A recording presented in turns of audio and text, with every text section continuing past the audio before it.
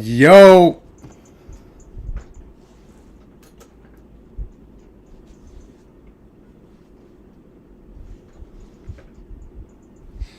Yo, what is going on, everybody? Sorry for the little bit of a delay. But we're live now. We're good. Everything's groovy. As our special guests are in the building. Oh, look at them. Look at them. Kevin Wen, David Largo have entered the building. What's going on, gentlemen? Hold on. Can't hear you? What's going on? Alright. Talk again?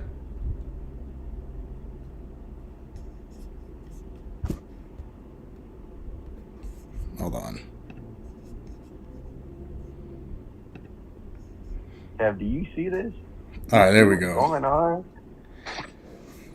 You see, I can't even say what I want to say. Can't even say. Hey, y'all can hear each other? Yeah. Alright, bet. Hey.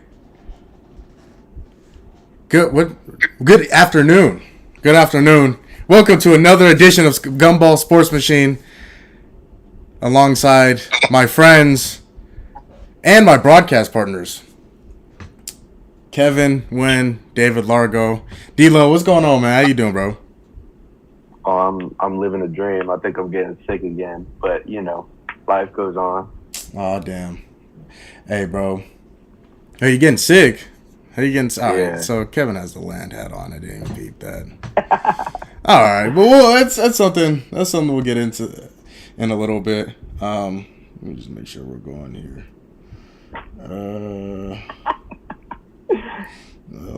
You're so weird, bro. Let me see here. All right. What was I gonna say?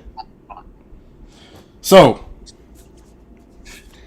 this weekend, we all know what this weekend is, right? Let me see if I The can Pro find Bowl. it. Huh? Valentine's Day. Oh, the Pro Bowl for sure. But Valentine's Day. Valentine's Day. Hey, I know the message I'm getting on Valentine's Day from Team Snapchat. I'm right there with you, dude. But in all seriousness, this weekend. Hold on.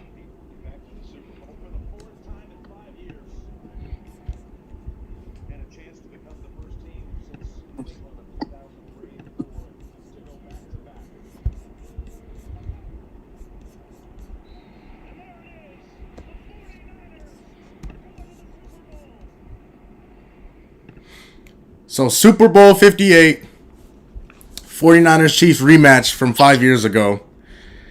You know, D-Lo, I know you're a 49ers fan. Well, so let's start with this. What's the score? Who wins and why? I mean, you see what I got on. Let me just get that in the camera. Let me just. Yeah, well. I just want to make sure everybody can see that. I mean, you see the hat that I got on.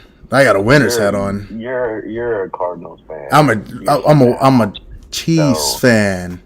You see the hat that I got on. Yep. You already know what time it is. Of this game is going to be kind of tough, only because I feel like both of these teams haven't really seen a defense that they're coming up against, like the Niners and the Chiefs. Obviously, you know, the Niners had the Lions, who actually had us in the first half. I'm not gonna lie, they were hooping in the first half, but they definitely were.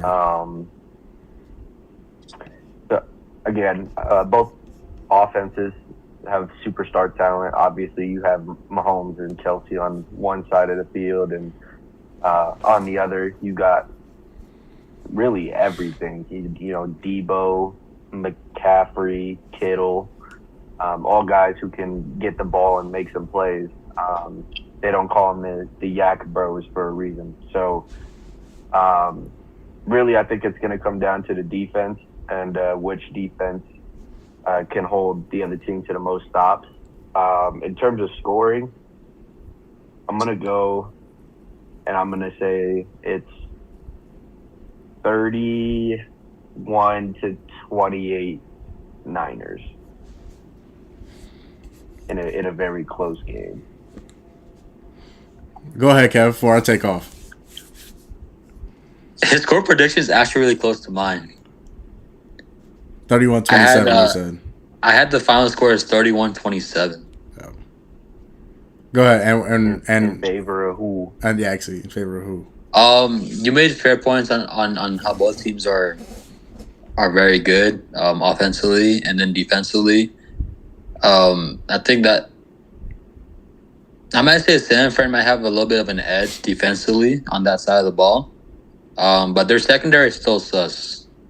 That's the part that I'm scared of the most. Besides Travaris Ward, it's kind of a weak side of their defense. Their front seven, I'm not worried about. Their front seven is one of the best in the league. Don't get me wrong, but I don't know. It's just that secondary is kind of iffy to me, and hopefully that front seven can apply a bunch of pressure to Mahomes.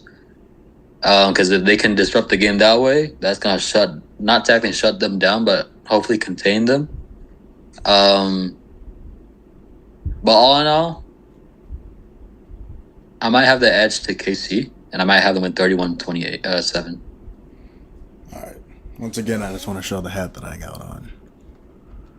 Once again, he is a Cardinals fan. Super by the way. Bowl 57. Oh wait, does that say 57? He's a Cardinals fan. Don't No, Don't let him fool y'all. You Go see, back to episode 1. No, of the Gumball machine, and you'll find him talking about the Cardinals. Listen, Yeah. listen. He's a big Go Cardinals back to fan. episode 1.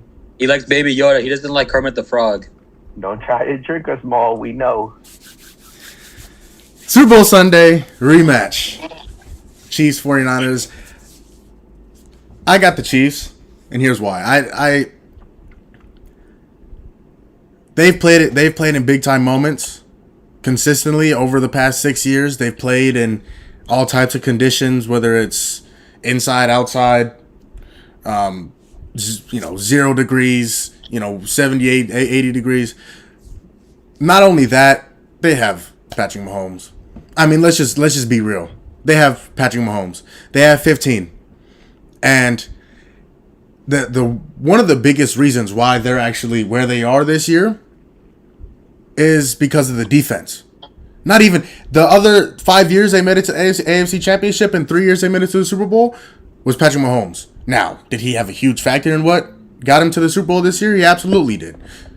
But the defense is really what took his stand and stepped up this year for KC. I mean, the secondary for KC, L'Jarius Sneed, Trent McDuffie, 2 All-Pros, right? Justin Reed as a safety who's all over the place, right? So Juan Thornton, I don't believe is on that team anymore. But guys who make plays, right? Nick Bolton in the mic, right? Sideline to sideline, he's ridiculously fast. So you put all that together, along with, again, the offense that the Chiefs still have with Mahomes, with Travis Kelce, obviously, but Rashee Rice absolutely taking a huge step in these past few weeks with the playoffs. Isaiah Pacheco, if they can get the run game going, I don't think there's any way that they lose. And the scheme that Andy Reid comes up with against, obviously, a fantastic front seven of the 49ers, that secondary can be had. Charvarius Ward has been one of the best corners in the league all year, but Deommodore Lenoir on the other side can be had. I mean, yeah, and Kadarius Toney will be back. I obviously got all the memes of dropping all the passes and stuff, but he's still a decent receiver who can run decent routes, so he'll be back, which adds another weapon to that KC offense. So there's a lot of things that go into my picking of KC. Obviously, Mahomes is my favorite player, or one of my favorite players in this league, so I root for Patrick Mahomes. But that's not his team, though. That's not his team. His team's the Cardinals. My team is the Chiefs right now. The Cardinals aren't playing. His team's the Cardinals. So I'm a Chiefs fan. I don't know. Hopper. I'm a Chiefs fan. I'm just keeping it real. No, but I'm taking the Chiefs. And my final score, 34-28. 34-28 Kansas City. And the way I feel about this game, it's either going to be a really high scoring, like 34-28, or it's going to be like a 24-20 game or 24-21 game. I don't really see it being anywhere in between that. But I love the way that Kansas City defense have played this year and how they've stepped up. I mean, holding one of the best offenses in the league and most likely the MVP, I think we can all agree, in Lamar Jackson to 10 points in the AFC Championship game. So that like this, that's and then Miami, their high-powered offense to 7 points. Right? So this defense has played well all year and is the reason one of the biggest reasons why they're here. So I have full confidence in that defense. And then, of course, Patrick Mahomes. So I'm taking Kansas City 34-28. Yeah, but looking at the Dolphins and the Ravens, they don't have a Christian McCaffrey. Neither of those teams really have a back like that. I know Raheem is a great back, and he led the league in touchdowns this year, I'm pretty sure, in that running back slot. So, but again, they're not Christian McCaffrey. And I think that if we establish the run game, they're going to fall apart. And I think that George Kittle has a big game. He's the past couple of years hasn't been really that receiving threat that he was in 2020 when we went to the Super Bowl the first time with Garoppolo. But still able to give you a big play, 35, 40-yard chunk down the field. And I feel like those big momentum plays are going to shift the game. And Christian McCaffrey is going to take us home and win Super Bowl MVP. So, D'Lo, I don't mean to cut you off here, but you're naming Debo, McCaffrey, and Kittle, but you're forgetting the guy from ASU. Brandon Ayuk. He's been tough. Listen, him and Brock Purdy have a really good connection. Probably more so than Debo, to be honest. And I think that in terms of receiving, it will go to Brandon Ayuk. But we all know Kyle Shanahan's gameplay is and forever will be to run the ball. And him with Debo and Christian McCaffrey, and Kyle Juszczyk as well, best fullback in the league. He'll get some touches here and there, but he made a big catch in that Detroit game. Yeah, he did. That toe tap. Yeah, you saw it. He made a huge catch. Juice. But Kyle Shanahan has always loved to run the ball, so I feel like that will be their game plan coming out, especially with as Jamal was saying, that 2 all-pro corner in Trent McDuffie and L'Jarius Sneed. So I'd look for them to run the ball early, establish it on the ground, and maybe go play action from there, try and get some bombs down the field. You got anything, Kev? So, you mentioned Debo. Obviously, these guys are ridiculously good. Debo, Brandon Ayuk, and Chris. There's no stopping Christian McCaffrey. If I'm it's probably the best supporting cast that there is for a quarterback. And it's not even close. It's really not even close. It's that 49ers offense is ridiculous, and Brock Purdy has played on another level for this. Not the entire year. He's had his moments, but he's played very good football. He's played very good football this entire year. So, and the problem with when you name guys like Debo and Ayuk going up against guys like L'Jarius Sneed and Trent McDuffie, L'Jarius Sneed is a very physical corner, right? Who's also physical. Debo Samuel. So if they're able to cancel each other out, right? And Debo gets a lot of his yards, yak. Right, yards after catch. So, if they're able to cancel each other out, Brandon Ayuk is going to have to go to work on Trent McDuffie, who's a first-team All-Pro. So it's gonna be tough. And Ayuk, I don't know if I'd put him in the top 10 receivers in the NFL. I probably wouldn't either. So and that's gonna be an interesting matchup. So, but I mean, that's just how I would do it. I would put Legarius on Debo because of their physicality, and The thing is, though, I think Shanahan might have Debo line up in the backfield as well a couple of times. yeah, I mean that dual backfield of McCaffrey and Debo is probably very dangerous. I mean, especially if you're gonna put if you and you don't know where you're gonna go. I mean, he could give it to McCaffrey and then he could throw out a screen to Debo or something like that. Lots like, of RPOs. I'm probably gonna be seeing lots of that in the game. Lots of RPOs. So and Brock Purdy can move a little bit. So I mean that's just another element of this offense. So I mean the Chiefs defense is gonna have their work cut out for them, obviously. But guys. Jamal, are you reading the chat? No. Why? What happened? John's been texting tapping the chat the whole time. I will say though, for the Chiefs, this is probably the first time in maybe even all of their Super Bowls where Patrick Mahomes is completely healthy. That's a great point. That's a great point. Into last year, he had an ankle injury. The year before, he had turf toe, and so this year he's completely healthy from what we know. We haven't seen anything or heard anything, and I think that plays a big factor into this game. As in previous years, he wasn't able to move as much because of those injuries, and he wasn't able to escape certain pressures. And against this Niner front seven, he's going to have to do that.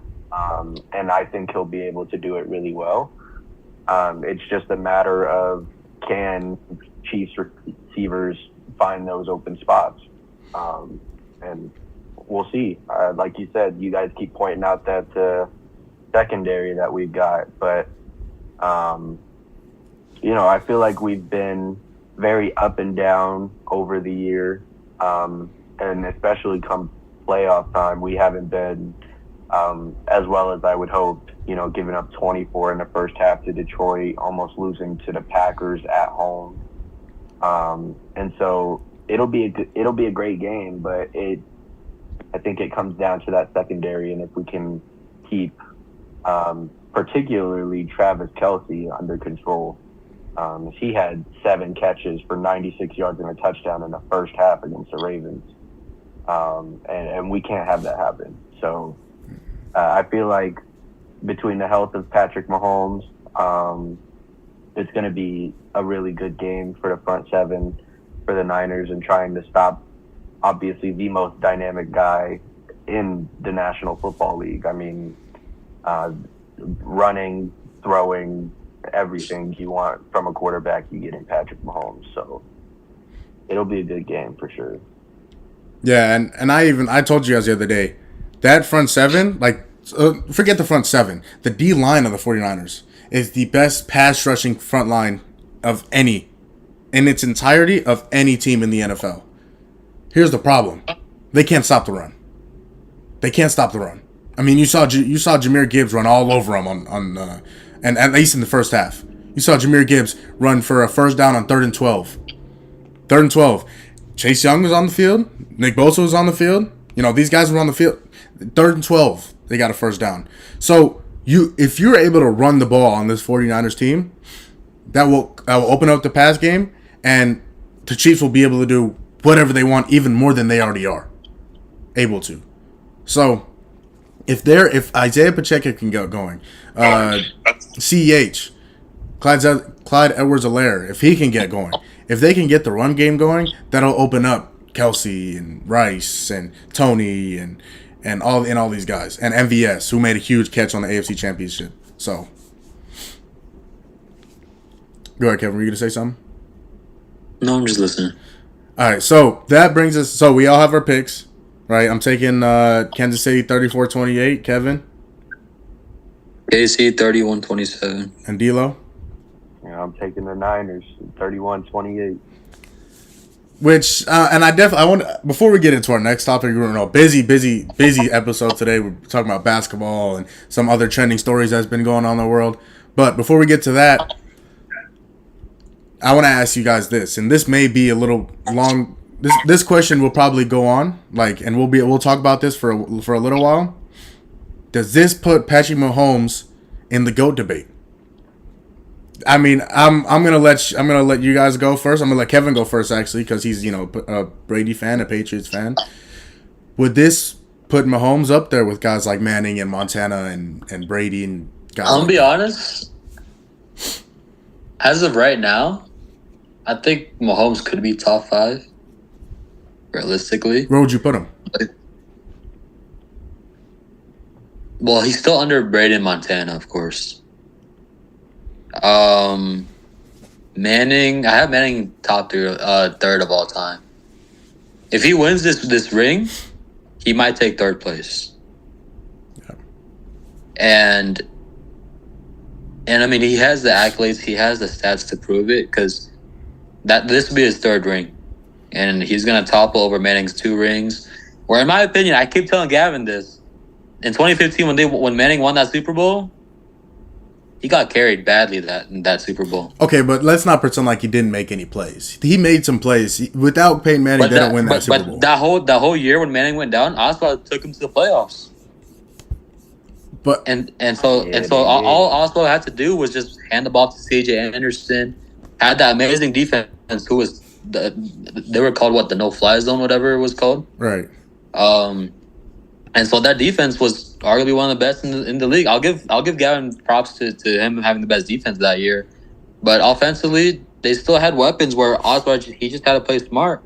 And he took that team to the playoffs, and then that's when Manning came back. And all Manning had to do was just play smart. And even in that Super Bowl, he didn't play that good.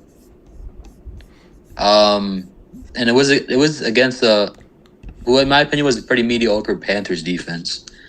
But back to the GOAT debate. As of right now, I might have either. It's hard to say. He's for sure top 5. I might put him at 4. 4 for now. Yeah, 4 for now. D-Lo, go ahead. He wins one. He wins one more. He wins one more. He's top 3. But I don't think he's gonna be over Brady and Montana just yet. Take off, D-Lo. Alrighty. So, man, we were in a parking lot the other night talking about this. Yeah, we were there for way too long, bro. We were there for what, an hour and a half, maybe 2 hours, just talking about shit, right? Yeah, freezing up out there too. Yeah, it was cold, boy. The thing that caused me to leave was this man Jamal. Hey, listen, bro. Saying that Patrick Mahomes is better than Tom Brady all time. And listen. I get it, right? It's a phenomenal run that he's on right now, but it's not close. It's not close right now. Will I put him top 3 if he wins the bowl this year? Yes. Will I consider him above Montana for the 2 spot? Yes. Will I consider him over Tom Brady? There is absolutely no shot right now. While yes, he's winning, he's winning chips. He doesn't have the stats yet to back it up. You know what I mean?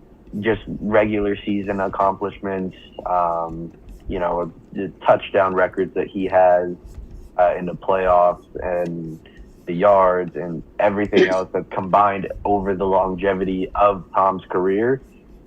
He doesn't have that yet, right? And so I feel like to prematurely call him the GOAT now, even though he's behind Tom Brady in rings, he's behind Tom Brady in passing yards, he's behind Tom Brady in touchdowns, it's just, I don't think there's any way right now that you could call him the GOAT. The one thing I like to consider him at 2? Yes. Would I consider him better than Tom? Absolutely not. The one thing I like to point out is when they were comparing, what is it, the first 4 or 5 years, or like the first playoff stats, whatever it was, the record wise, but also like the passing touchdowns and the interception ratio with Mahomes and Brady. In my opinion, you can't compare that because this is early 2000s where it was a run heavy offensive scheme in the early 2000s. And Jamal's reaction, I don't know why you have a reaction, because in today's world, it's a passing league. It's a passing offense in today's world. And yes, you still run the ball off. You have guys like McCaffrey and all of them being dynamic, but they're also receiving threats now. The league is transitioning to the point where if you don't have a top tier receiver or you don't have a top tier passing offense, you're not going to be elite. As opposed to back then, if you had a top defense and a good top running game and a mediocre average passing offense, you're going to get through and win championships. It's change and transition. It's just like the same thing in basketball. Back then, the 3-point shot wasn't as important as it is now. So it's like just the low of the game, the evolution of the game has just evolved over time, man. That's basically, now it's offensive oriented where you need a good and excellent passing offense. So that's why Mahomes' stats look more inflated than Brady's stats. All right, let me just go ahead. Hold on really quickly. Let me just go ahead and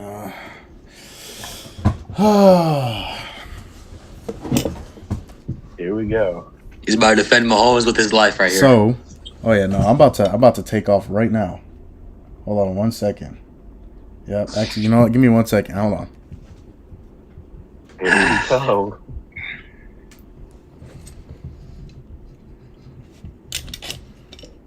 Get ready for some blasting, Kevin. Yep. Hold on.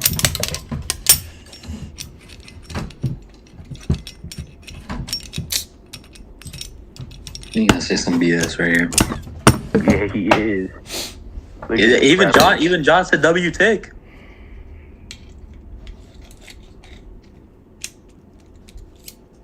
Was he looking for his Mahomes jersey? What is he looking for?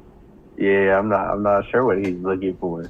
He's looking for the soundboard. He's about to go get Bayless on us right now.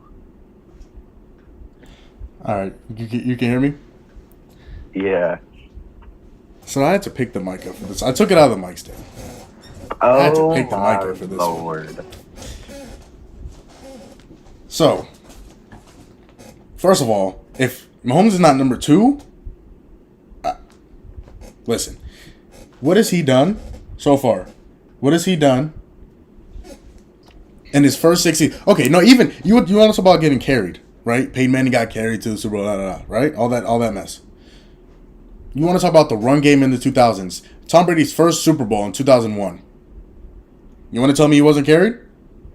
He was. See, he was. So, in what situation have you ever seen, mind you, Patrick Mahomes has gone no less than the AFC Championship every single year he started in this NFL. What season was he carried? You don't see the weapons that Mahomes has. That's none of my business. Year? I hold on. I asked you a question. You got to answer the question. What year was Mahomes carried? I basically just pointed it out. He has weapons, so he gets carried by that offensive team. He had what? Tyreek. No. Hold on. Okay, Kevin. I'm gonna let you make your point. I promise. I'm gonna let you make your point. What season was Mahomes carried like Brady, like Manning, like you just mentioned? Was Mahomes carried? Early in his career, he was carried. You can't even say he wasn't carried. By who? Who was?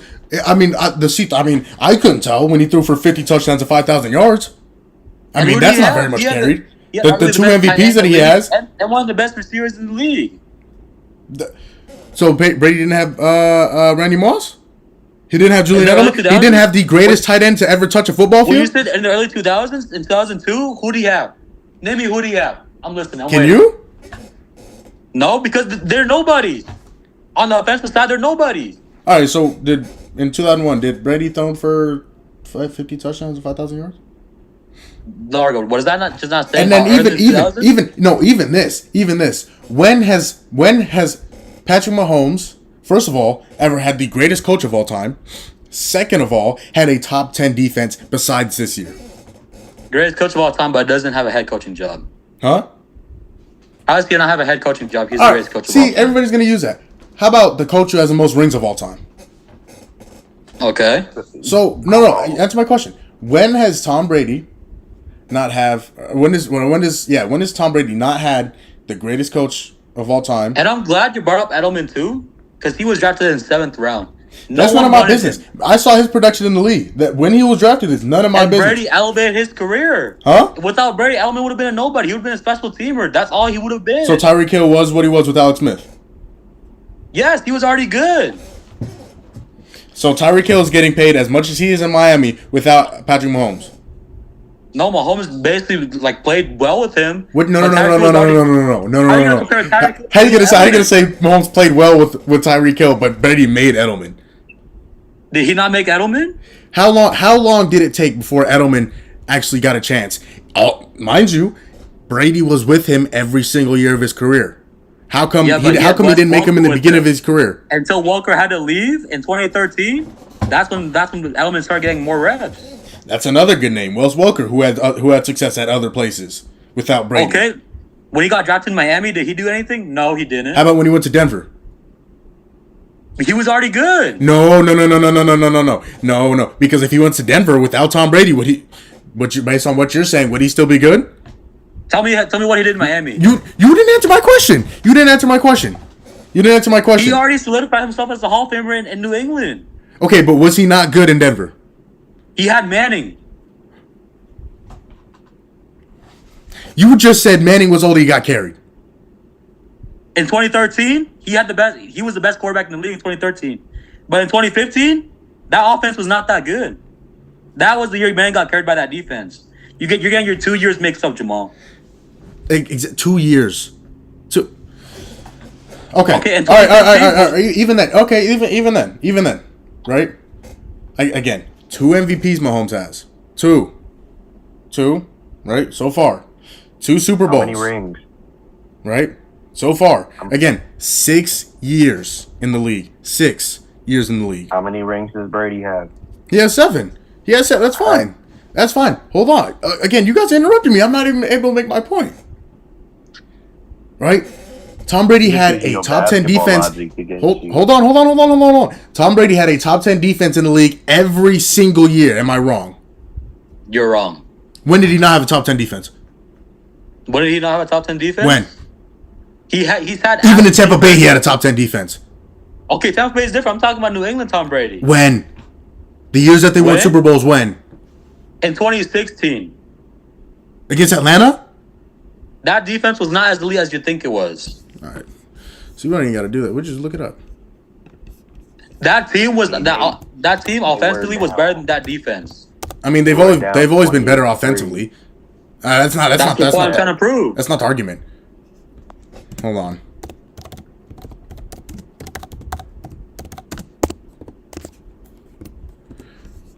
Here's the problem. Okay, let's do this. Let's do this. How many times so far, right? So far, what's more? Patrick Mahomes has had a top 10 defense, or Tom Brady hasn't had a top 10 defense? Well, you're looking at the screen right now, so tell us, both of us. No. You answer my question. Just throw a number out there.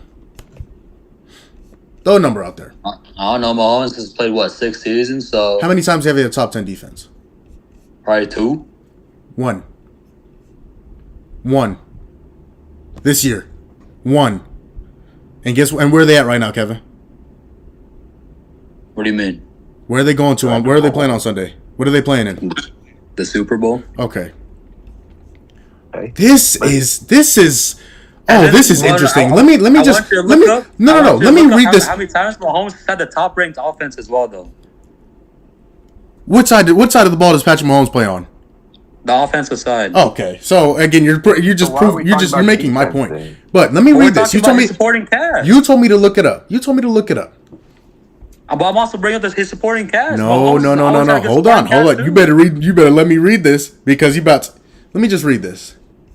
Patriots finish 2016 regular season as number 1 scoring defense. The unit only allowed 15.6 points per game, What did you say that they weren't a top 10 defense? What year did you just say? That team offensively was way better than that team defensively. That wasn't the question. What year did you just say the Patriots weren't a top 10 defense? All right, I was wrong that year. You were very wrong. 15 points a game. I was wrong. I can go out there and score 16 points a game. Is you cannot discredit Brady for having a good supporting cast when you say Mahomes doesn't have a good supporting cast. I didn't say Brady had a good supporting cast. He's had an amazing offense every single year he's played in. Who? And Brady hasn't? Mahomes. Brady hasn't. Who's the tight end that a lot of people say is the greatest to ever play this game? Gronk. Who's the receiver that some people say is second or third all time? Where he had 1 year with him. That's none of my business. That's none of my business. I asked you a question, Kevin. I asked you a question. Gumball, who of tight ends, who has the most playoff touchdowns in NFL history? Playoff as a tight end? Mm-hmm. Is it Travis Kelce or Gronk? I think Largo's trying to say it's catches. Maybe it wasn't touchdowns. Maybe it was catches. Catches. It was receptions. He has the most catches of any receiver all time, tight end or wide receiver. And this is also with Gronk being hurt as well throughout his whole career. I couldn't tell. So if he was hurt so much, people wouldn't call him the GOAT. He was hurt, but the thing is, he was still playing. Huh? Would you not consider Travis Kelce the second best tight end of all time? Yeah. You would. Mm-hmm. Is he up there with Gronk? Yeah. What are we talking about? But we're just acting like, again. What are we talking about? Okay, but again, the reason why I brought up defense, right? If the Patriots are only allowing 15.6 points per game, how many points does the offense have to score? What is just answer the question. Answer the question. Tom and Patrick, they play on offense, not defense. Why are we talking about the defense? No. But you have to listen. Just answer the question. If the Patriots average allowing 15.6 points per game on defense, how many points does the offense have to score? 16, right? And I'm gonna hit you with something else right here, right? So because your defense gives up that amount of points, you have to score more than points than the defense allows you to on the other team, right? So let's see.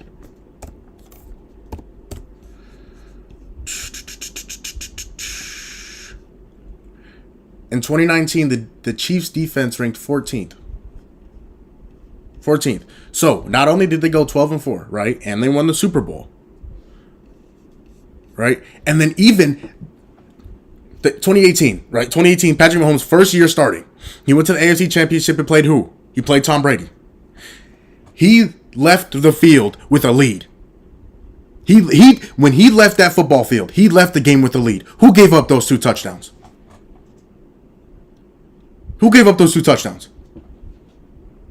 Defense doesn't matter, right? Who gave up those two touchdowns in the fourth quarter and overtime to make sure that Patrick Mahomes loses that game? Who gave up those touchdowns? Okay. I'm waiting for anybody. I mean, both of you know the answer, so one of you can go ahead and say it. Can you repeat the question? Because I wasn't paying attention. The AFC Championship in 2018. Who did Patrick Mahomes play? Brady. When Mahomes left the football field, the last time he touched the football field in the fourth quarter, he left with the lead. Who gave up those two touchdowns? So defense doesn't matter, right? Defense doesn't matter. You telling me Mahomes didn't come back on the field? He did not touch the field. He left the game in the fourth quarter. He left the game in the fourth quarter with the lead. Right? Huh? Defense and special teams, right? Yes. That's what you're talking about? Yes. Because if Tom Brady was to go down and score, Patrick Mahomes would get the ball back. D-Lo. And he didn't. Right? No, that's the thing. He left the game he scored with like a minute 50 left. Right? Yeah. Gave him the lead.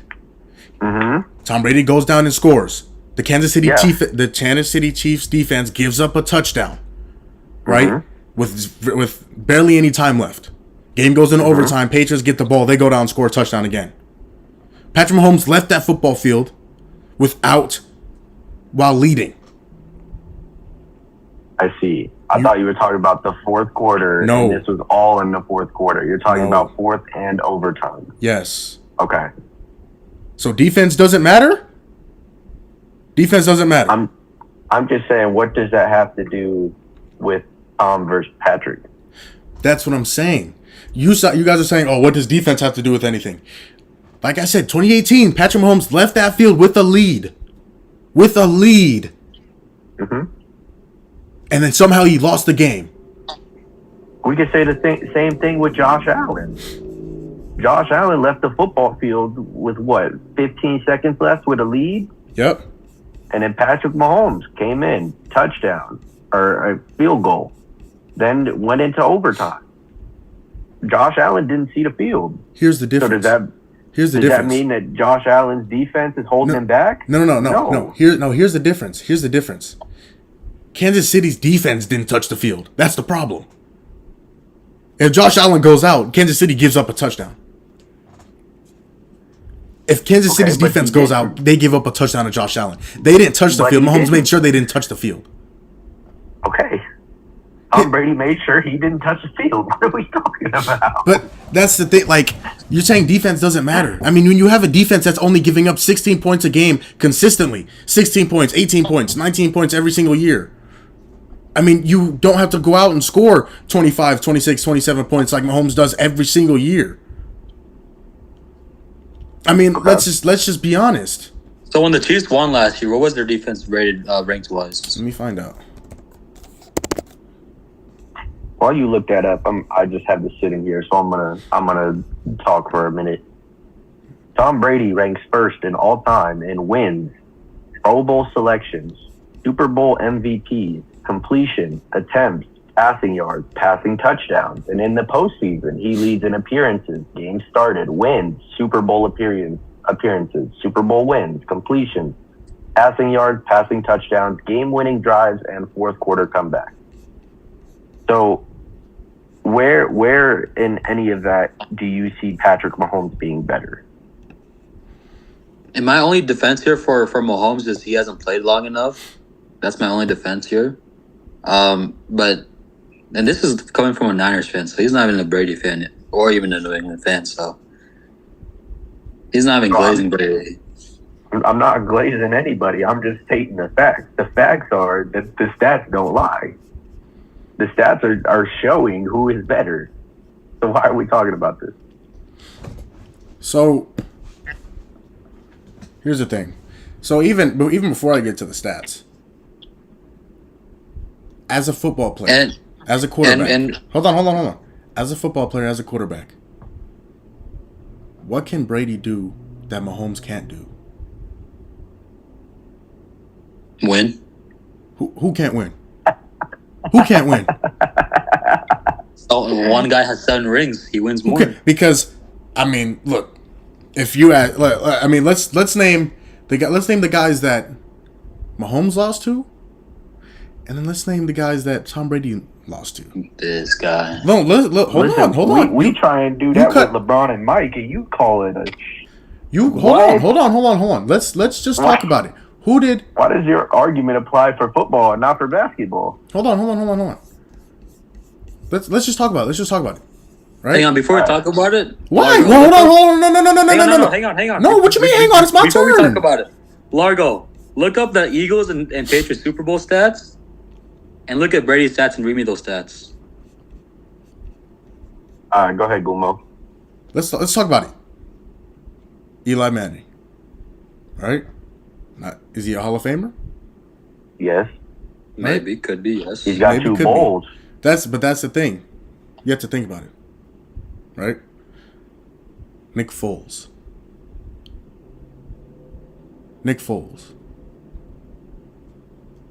That's who he lost to. So, again, let's just name the guys that Mahomes lost to. Right? See if I can even think of them. There's not too many. Joe Burrow. Right? Kevin said he's a top 3 quarterback in the league. Right? Eli Manning, Nick Foles, ever considered top 3 quarterbacks in the league? Didn't think so. Tom Brady, right? What you guys are calling the GOAT. That's who he lost to. So these are top tier guys, right? Again, and top tier defenses that they're losing to. So again, and now I'm not trying to poo-poo on Tom Brady, but as a player, there's nothing Brady can do that Mahomes can't do. In fact, Mahomes does better. The only thing that Brady has, and I say this again in the Jordan LeBron debate too. The only thing that Brady has on Mahomes is longevity. Right now, if Mahomes is on this pace, which stays on this pace, which I have no doubt in my mind that he will stay on this pace, he will be the GOAT in the next 5 years. Undoubtedly.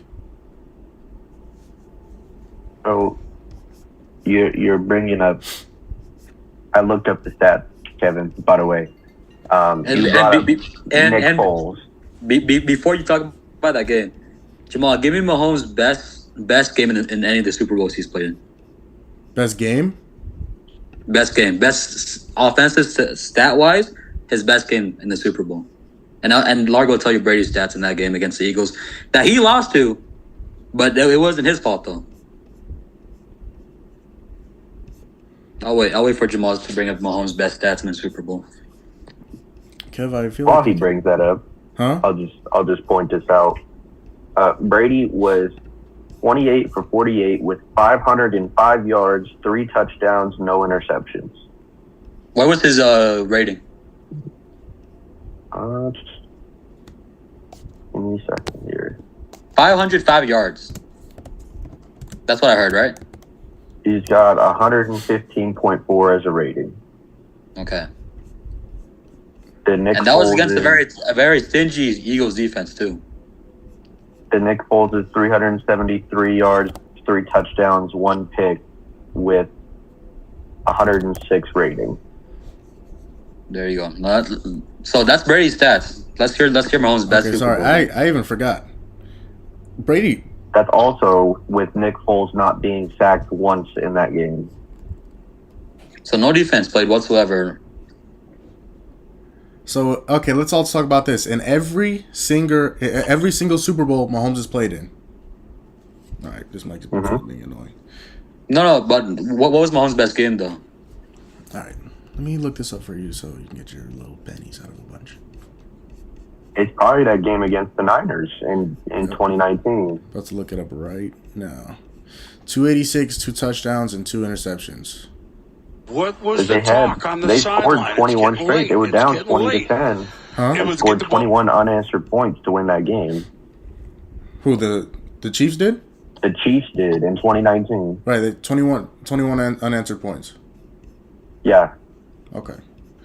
And let's also just say the biggest play in both the Super Bowls that Mahomes has made has won. Who made the biggest play?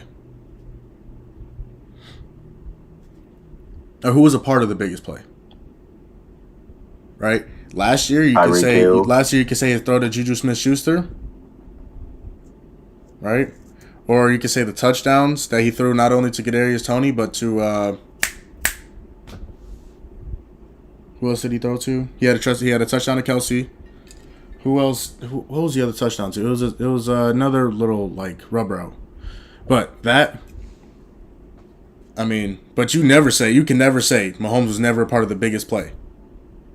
Because that Super Bowl against the Seahawks, who was the biggest play?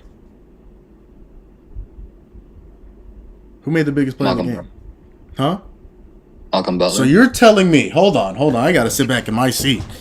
So you're telling me Tom Brady didn't make the biggest play of the game. In fact, he was gonna lose that game if Malcolm Butler didn't make the biggest play of the game. Because that Super Bowl is not known for how Tom Brady played. No. Nobody talked about how Tom Brady played. Everybody talks about the Malcolm Butler interception. That is. No, I think everyone was talking about the fact that they didn't hand the ball to Marshawn Lynch. I think that's what the dilemma was. Even that they didn't give the ball to Marshawn Lynch.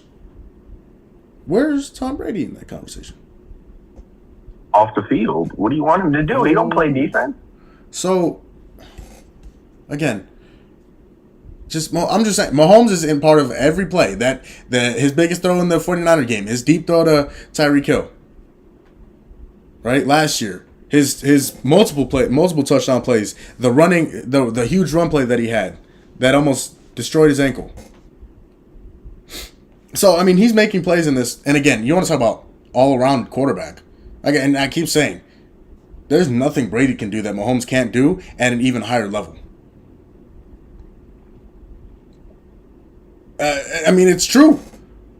Physically, what can Brady do that Mahomes can't do and at even higher level? He has a better arm.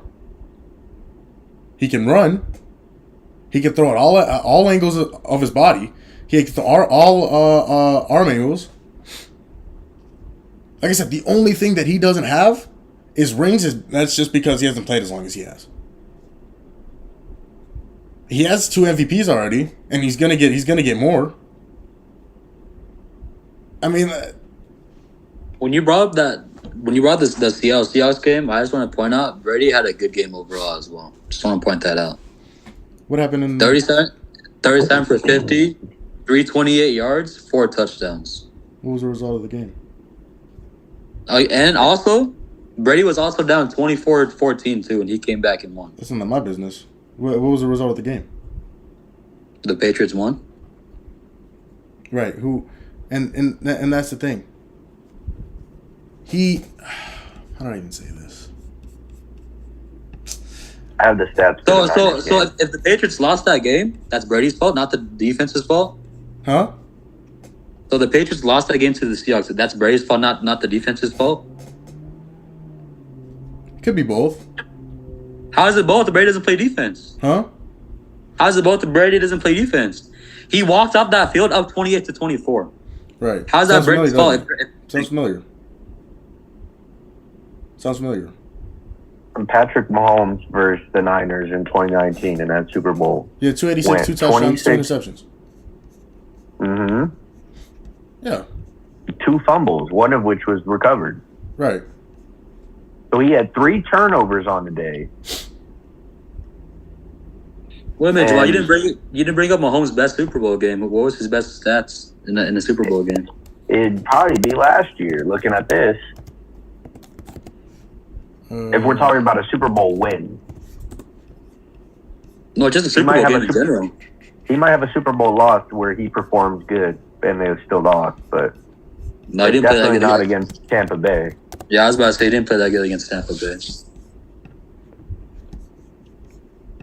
Although realistically, he did. His receivers were fumbling for real. He had 182 and 3 touchdowns. Last year. 182. Yeah. Not even passing 200 passing yards. And we're talking about 505 for 3 touchdowns, and somehow it's Brady's fault that he lost in a bowl. Listen, did he win or did he beat or did he lose to Nick Foles? All I'm gonna say is it's not his fault. Huh? He had 505 yards. When you play that type of game, it's not the reason why you lost. You're not the reason why you lost. No, you're not the reason why you lost, but you lost. Yeah, I mean, could he have done? No, that defense lost in the game. Did he turn the ball over? Gave up 41. Did he turn the ball over? No, he did not. He had no interceptions. The game against the Eagles. No, I don't know about any fumbles that he had. He fumbled, but no interceptions. I'm pretty sure he turned the ball over. Yeah, Fletcher Cox. Fletcher Cox got him. Let's not pretend Fletcher Cox is not a fucking Hall of Famer now. All right, so I just brought up Fletcher Cox because he made the play. I didn't say anything about Fletcher Cox. And then Brady's been making plays the whole game. Huh? But he somehow he doesn't get credit for having the best performance of all time for his Super Bowl quarterback. What was the result of that game, Kev? Oh, so all you see is the winner or loss. Listen, it's a winner or loss. It's still Brady. Huh? Well, we're talking about wins and losses. That means seven rings is more than 2 rings, isn't it? If you're talking about just wins and losses, Mahomes has played 6 years in the league. Okay, 6 years in the league. And Mahomes' first 4 years, how many rings does he have? 1. Well, how much did Brady have in his first 4 years? How many, Kev? 3. Okay. Thank you. Did he have the best coach of all time? Did he have the what? The best coach of all time? Or how about a 15-5,000 season? Okay, did he have Gronkowski at that time in the early 2000s? Do you have Edelman, like you said? Do you have Welker? All right, Mr. Patriots fan. Who did he have on that team? Let's hear it. Shit, I was a baby at that time. Whoa! Look, listen. You weren't alive when Joe Montana was playing, but you still know who Joe Montana is. Yeah. Okay. We do. Yeah. So why can't you name me the Patriots roster? Because I didn't watch the football until like 2010, 2011. I wasn't watching football back then either. But I know who's on my team because I'm a fan of my team. Yeah, but so can you tell me? But you know all these stats. You know all these stats. All I'm gonna say is the Cardinals lost in the Super Bowl. Yeah, all right. See, I don't know why we're talking about the. I'm not a Cardinals fan. Oh, see, I'm a Chiefs fan.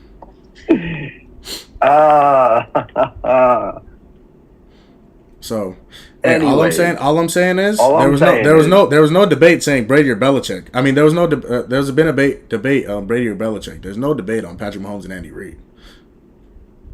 There's zero debate on Patrick Mahomes and Andy Reid. We know who it is. Yeah, we know the reason why they're successful. There was no debate on that. So all I'm saying is, if Mahomes didn't have Kelsey and Tyreek when he first started playing quarterback for the KC team, he would have no stats, no rings. All right. So what happened? Who was his best receiver last year? Wide receiver. Because receiver is Kelsey. Wide receiver, not tight end. Wide receiver. I don't even know who was on that team last year. Probably Juju. Tony was there, but he was hurt. And Kevin, you know all about Juju. You know how good he is. So he's a Pro Bowler, right? No, he's been banged up the whole year. Oh no! Last year, he's Pro Bowler, right? All Pro. I mean, right? You saw what happened when AB left and he became wide receiver 1. He was dog shit. And that's who Mahomes had. That was his best receiver. Juju was wide receiver 2 on that team. On the Kansas City team. Yes. So that's even worse. Who was their wide receiver 1 then, Kevin? It was Kelsey. So there's just no difference between tight end and wide receiver. They play the same position. Kelsey's basically wide receiver. Is he not used as wide receiver? That was option number 1, sure. The number 1 wide receiver was who? It was probably Juju by default, but even so, again, he's not that good of a receiver. Hey, listen. We can hate on Mahomes. I'm just trying to say, without Kelsey and Tyreek, Mahomes ain't gonna be Mahomes. That's false. He doesn't have a career if he has without those 2 guys. That's false. Because you saw him win a Super Bowl last year without Tyreek Hill. Okay, did he have Travis Kelce? He did have Travis Kelce. Okay. All right. Okay. Hey, let's do this then. Let's do this. So take away. Who's better, Julian Edelman or Juju Smith-Schuster? Oh, you're bringing up Brady's. Answer the question. Answer the question. I'm just asking you a question.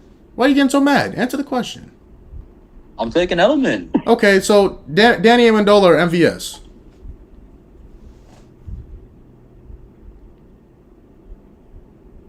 I don't know. D-Lo, Danny Amendola or MVS? Amendola. I mean, it wasn't that hard, Kevin. I mean, anybody you ask. I mean, to try to prove your point, I don't know. You know who's better. So, I mean, listen, we can talk about this all day. Huh? Gronk or Travis? Gronk. All I'm saying right now is you take away Mahomes' touchdown passes to Tyreek and Kelsey. Look at everyone else. What are his stats looking like?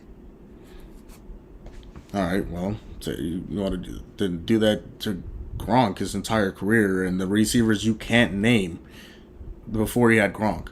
So, again, I'm not sure what your point is, but... The point is that Brady is still better all time and it's not close. The point I'm trying to prove is throughout Brady's but I want to hear these same points being made if we have a LeBron and MJ point debate. I just want to hear these same points being made because you're giving him longevity points. Mm-hmm. Because Bron's he's been got longevity points. Huh? Yeah, Bron's got longevity points. Right, but who has more rings? Since rings are so important, they're so important. So important. Who has more rings? Brady. No. Who has more rings? LeBron or Michael Jordan? But D'Lo also brought up rings and stats. No. Oh yeah, no. Who has more rings? LeBron or Jordan? MJ. All right. We can move on to the next comment. All right, we'll move. We'll move on. Hold on. Let me. Bill Russell the GOAT. Huh? Bill Russell the GOAT. No, we'll move on. It's fine. We'll move on. Hey, look at this guy. That's all I wanted to know. Yeah, you got it. We'll move on. What are we moving on to, Jamal? I want to hear more.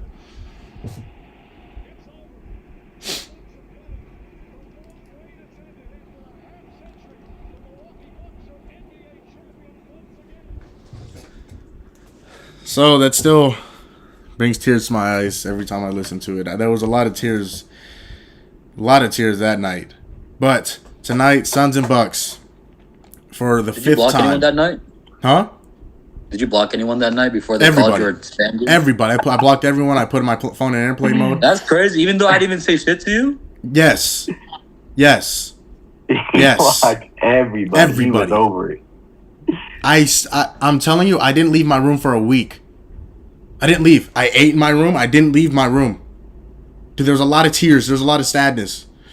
But that's over now. That's all. See, it's bringing tears to my eyes again, bro. That was awful. That was terrible. But tonight, Suns Bucks played for the fifth time. For the fifth time since that 2021 finals. Now, the Suns are 1-3. So I can't really defend that. But tonight, obviously Milwaukee have hired Doc Rivers not too long ago. The Suns' big three really starting to pick up momentum. Who needs this win the most? Who needs this win more between the Bucks and the Suns? D'Lo, the Bucks.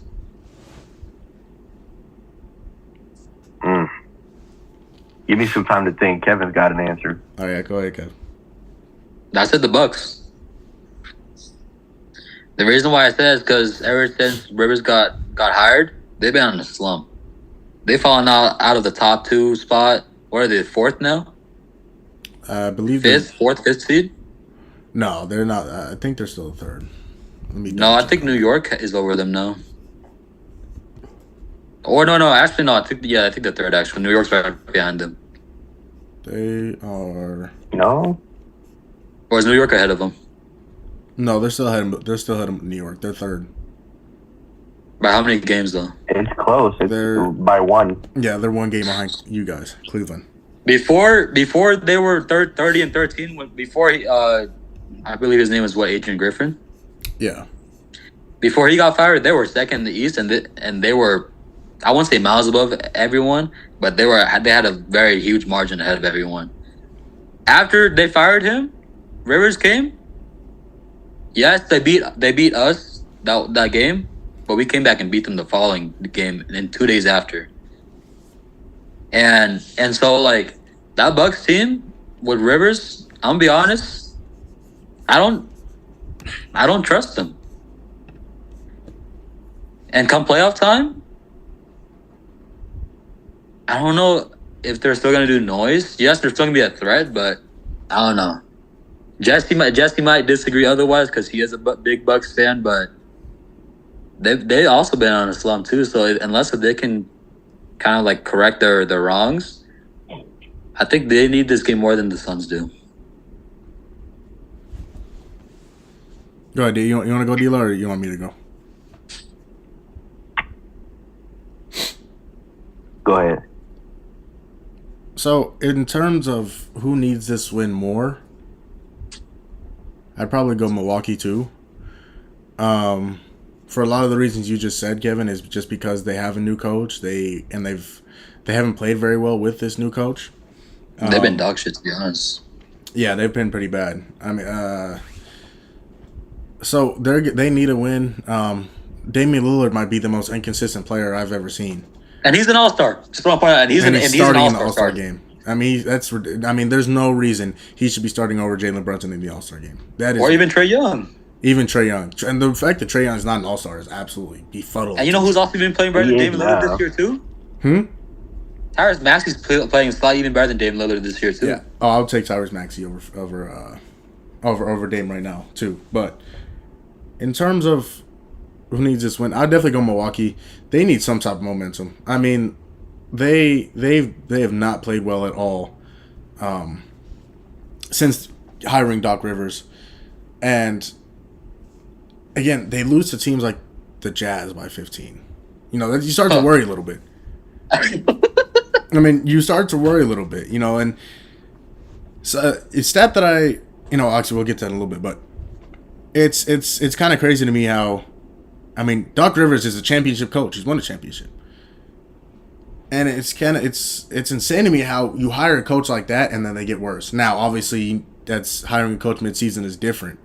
It's a lot. There's a lot that goes into it and really gaining chemistry and gaining the trust of your players as a coach. But how bad they've played is shocking to me, honestly. Damian Lillard needs to get more consistent. Chris Middleton is terrible. Let's just keep it. He's terrible. He's awful. He's washed. So, and Brook Lopez just thinks he can shoot threes from the half court. So, Bobby Portis has been very good this year. I mean, he's a 6 Man of the Year candidate. He's been really good. My boy Campaign, he's done a pretty good job off the bench. So, I'd probably say Milwaukee needs this win more. But do I think they're gonna win? No. Go ahead, Dylan. We'll get into that in a little bit. Are they at home or are they away tonight? It's in Phoenix. In Phoenix. It's kind of a toss-up, right? Because if Milwaukee was at home, I would say Phoenix needs this win more. But if you look at, the record, Milwaukee is 12-12 on the road, 21-5 at home. So at home, it's not an issue. When they're on the road, they're struggling. And so you'll probably see it in Phoenix tonight. Like they will probably struggle again. But in terms of just team overall, I think that Phoenix needs more wins under their belt. I think that they need to get their big three rolling, right? And obviously 7-3 in their last 10 games, but they've got to be able to hold a consistent streak if they want to avoid the play-in tournament right now. They're sitting at 6th in the West, tied with the Pelicans. I mean, and from, a team that we thought was going to be top 3 in the West this year, we didn't expect Oklahoma City or Minnesota, for that fact, to be as good as they are, right? And so I think both teams need a win here, but if we're talking in Phoenix tonight, is probably Milwaukee. Obviously, Brook Lopez and Giannis on the defensive end is going to do what they do, but in terms of everyone else, they're 19th in defensive rating. They 19th? Yeah, they're awful. They're 19th. They're awful. They suck at the defensive end. And part of that is Dame. I mean, you go from Drew Holiday, one of the best two-way in the league, to Dame, who is very offensive focused. You're going to see the drop. Has Chris Middleton fallen off as a defender? Chris Middleton has been hurt. The knee injury has hampered him a little bit, but he's fallen off immensely. Yeah, he's been hurt, but also the touches are going elsewhere. So I feel like you have to put that into account. Obviously, Dame is taking more touches than Drew Holiday would. So in terms of offense, he's not getting as much, but the knee is really hampering him on defense. But I'm gonna go and say Milwaukee, and they need a bounce back. for sure. Before we continue, I want to ask you guys a question. Say Milwaukee falls down to 4th, and the Knicks take over their spot, right? Between Milwaukee and Philly, who gets first rounded? Because they Philly. That it's the 4th and 5th seed. Philly. I mean, with the loss of Joel Embiid, obviously, and he wouldn't have much time to come back. And actually, he's only out for a month, though, I think. So he has another month left after March. It'd be hard for him to come back and be 100% and play 100% as Joel Embiid, the MVP Joel Embiid that we seen it here the first half of the season. But you don't think Maxey can progress his boost his stats even more with Embiid's absence? He can, but they're not gonna. It's not gonna turn into more wins. I mean, you see them lose, obviously, to who they lose? Dallas. They lost to the Mavericks last night. Yeah, they just lost to Dallas. So with Luka playing a very, I must say, a terrible game last night. Yeah, Luka didn't play well at all. Yeah, but Kyrie coming back was a big help for them.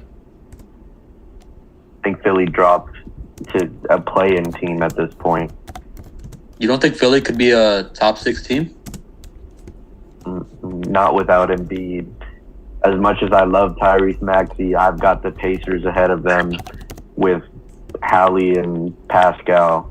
I'm with you. I got a lot of faith. I like that team a lot. I do.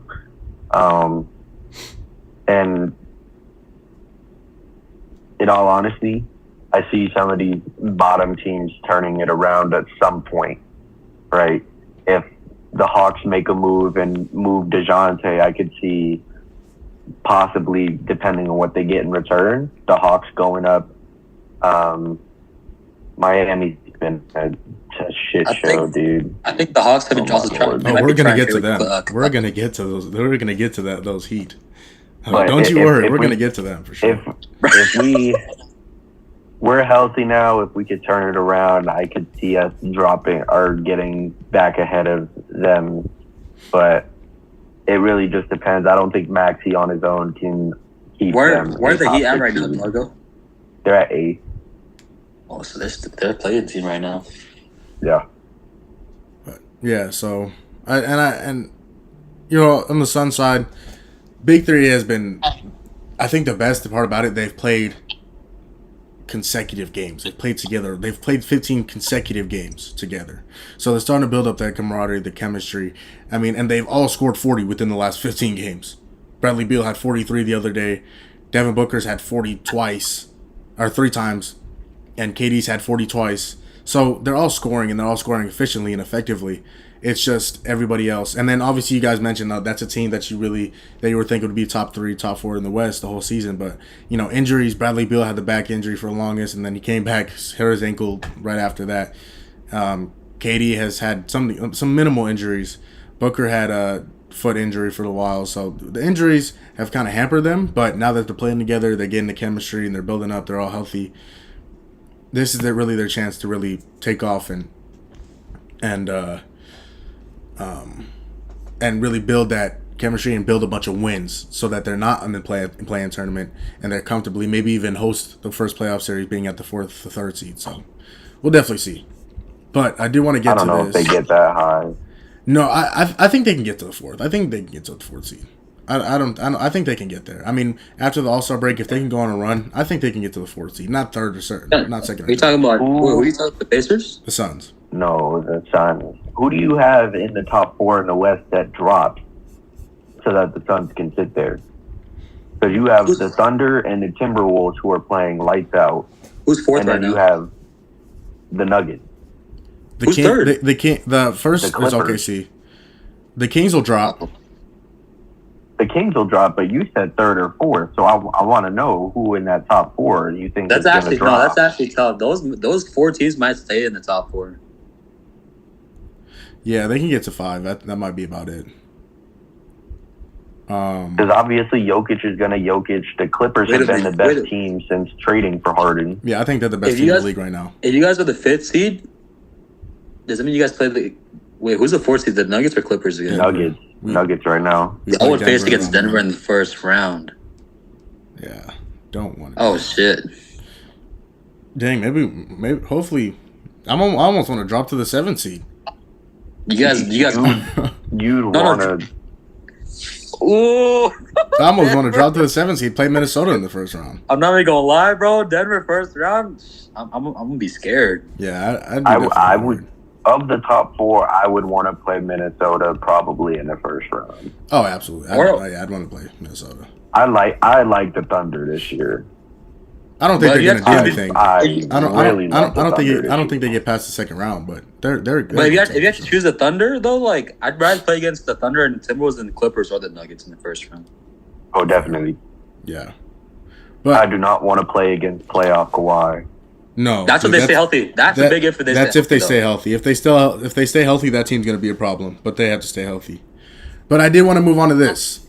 One of these teams that we're repping. It's unfortunate, but I guess it is what it is. The Cleveland Cavaliers have won 14 of their last 15 games. D-Lo, I'm gonna start with you, and I'm gonna let Kev go last. I'm gonna let Kev take off last.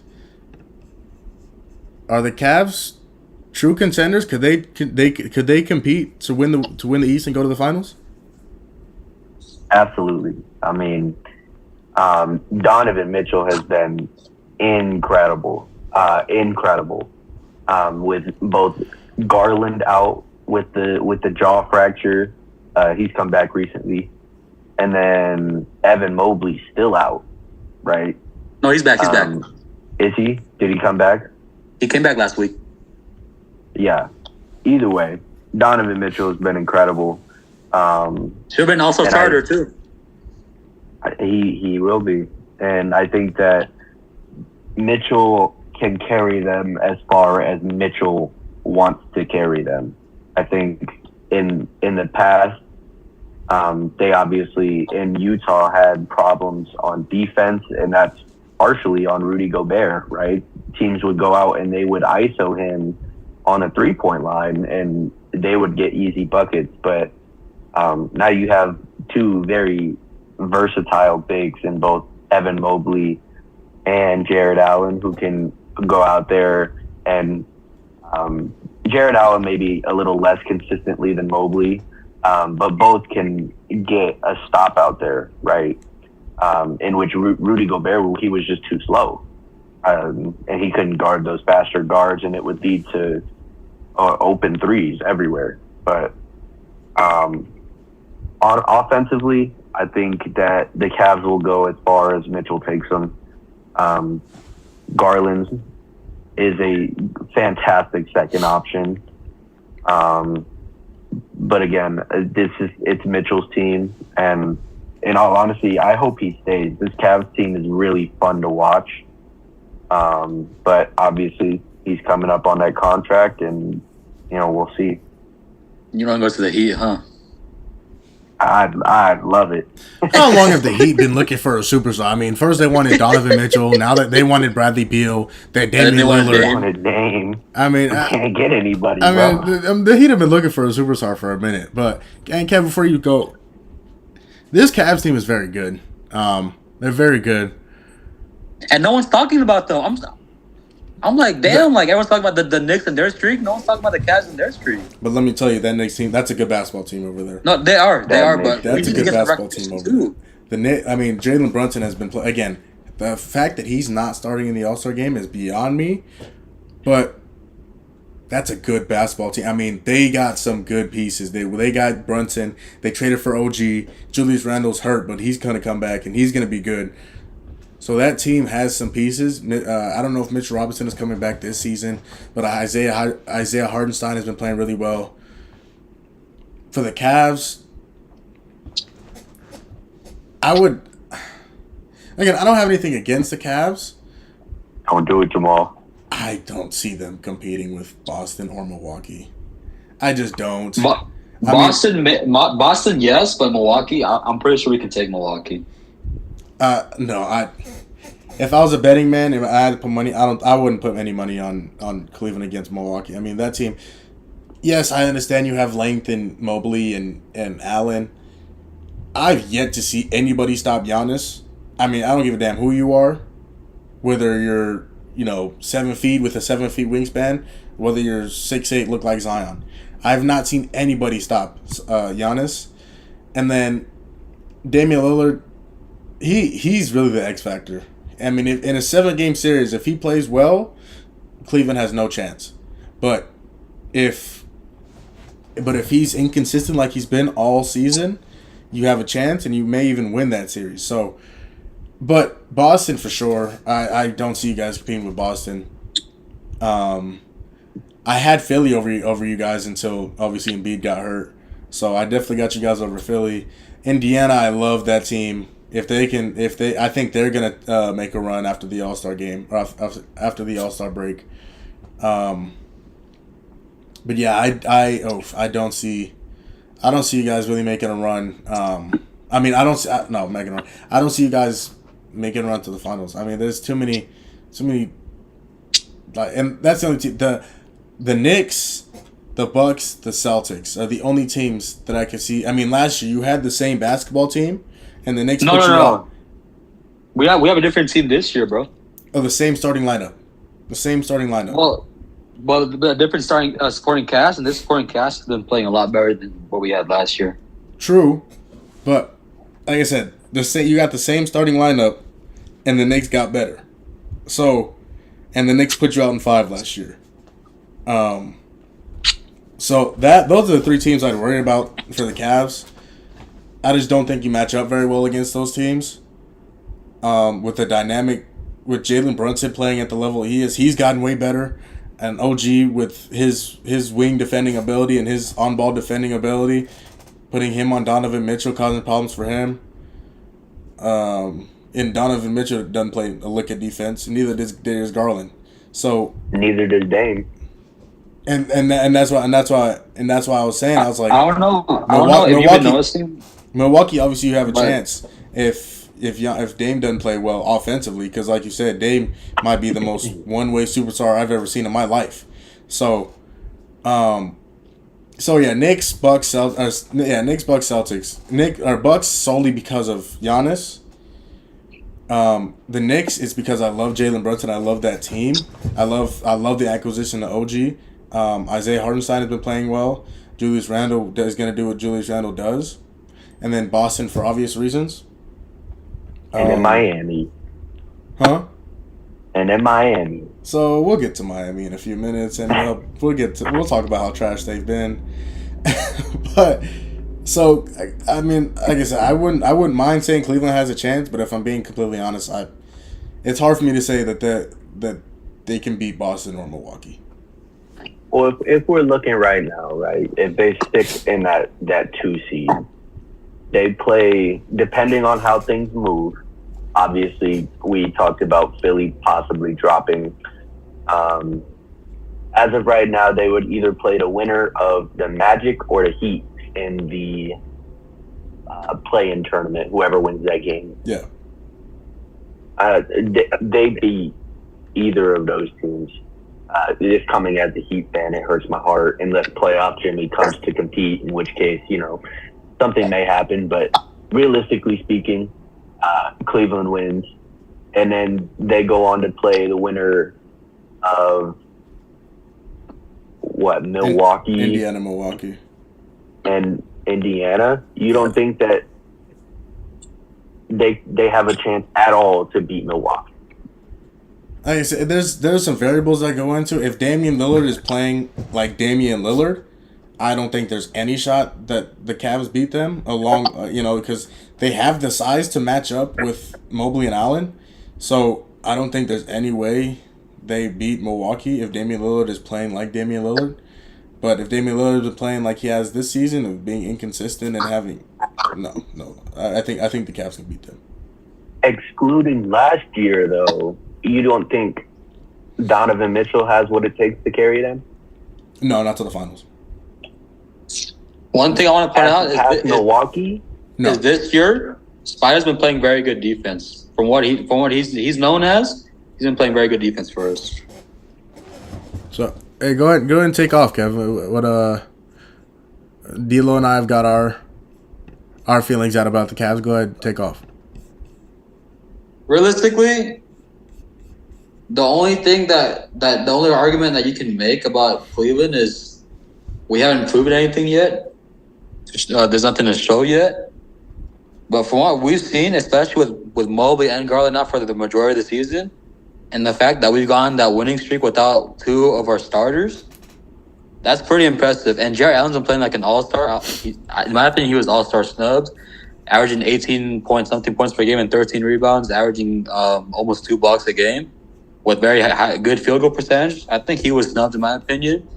But he's been owning the rim. Like, he protects that paint.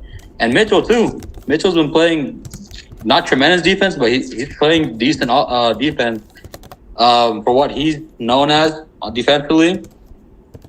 And offensively, with Garland out, he has to step up as a playmaker, and there's been games when he's averaging double-digit assists, averaging 28 points per game. I don't know why he was not chosen over Dame Lillard, another candidate right there. I don't know what they were thinking, but I was kind of a little disappointed on that selection. But this Cavs team is a lot better than last year's team. And the reason why I say that is because we got guys like Max Strus, we got guys like Georges Niang. Sam Merrill, he's an excellent spot-up shooter. He can shoot lights out. Just this past month in January, he had 44 threes. 44, something like that, threes in the month. So he can shoot lights out. Because last year, the reason why we lost the Knicks is, yes, our bigs were playing soft, but from what I've seen this year, they're playing like they want to play physical. And then we didn't have any shooters next to Garland and Mitchell. This year I just named those three guys. Those guys, they can shoot the three ball very well. And Isaac Okoro, he's been playing better offensively as a spot up, and he's also been playing very good on defense too. He's probably our best on ball defender. So he's also been playing very well too, as compared to last season. So honestly, I think the only team that can possibly might beat us is Boston, but teams like Indiana, New York might give us problems too. But I think we match up pretty well against them.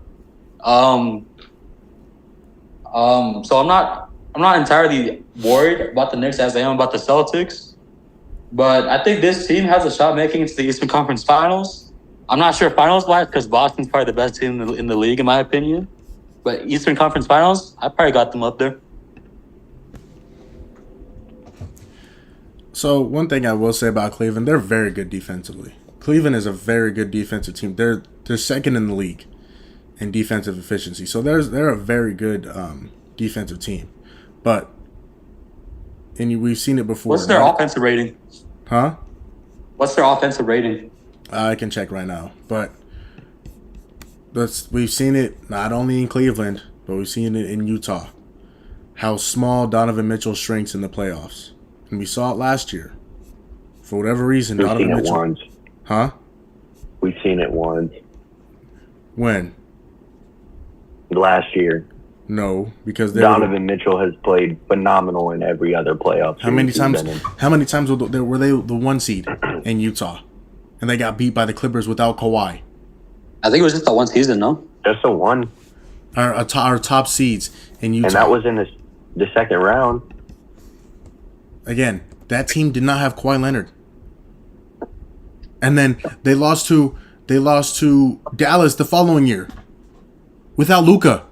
Jalen Brunson beat that team on his own. And again, I'm telling you, Rudy Gobert was the liability, not Donovan. So, if you're a championship player, you go and win those games. You just do. You just do. You go out and you win those games. Wow, Cleveland is they're about middle of the pack. They are 1, 2, 3, 4, 5, 6, 7, 8, 9, 10, 11, 12, 13, 14, 15. They're 16th in offensive rating. They're behind teams like the Jazz, the Kings, the Pelicans, the Knicks, the Hawks. So don't get me wrong, they're very good defensively, one of the best in the league, but middle of the pack offensively. And like I said, I've seen Donovan Mitchell shrink too much in the playoffs. So again, I just want to point out that Clippers series that you were talking about, and how Donovan Mitchell shrunk. Outside of Game 2, where he scored 21, he had at least 30 in every other game. He had 39 in Game 1, 37 in Game 3, 30 in Game 4, and 37 in Game 5. An average 32 a game that series. And then somehow they lost the series. But that's what I'm saying. That's what I'm saying. Like, you can have all those, that's cool, but are you winning the games? And that team didn't have Kawhi Leonard. Again, that team did not have Kawhi Leonard. The year following, when they played Dallas, that team didn't have Luka. Luka was hurt. If you're a championship player, you go and beat those teams. That's what I'm saying. You go and beat those teams. Last year, where was he at? Where was he at? So I agree with you. Last year he shrunk. So I agree. I don't exactly trust Donovan Mitchell in the playoffs right now. I've seen his teams just absolutely fall apart in the playoffs, again, against teams they should beat.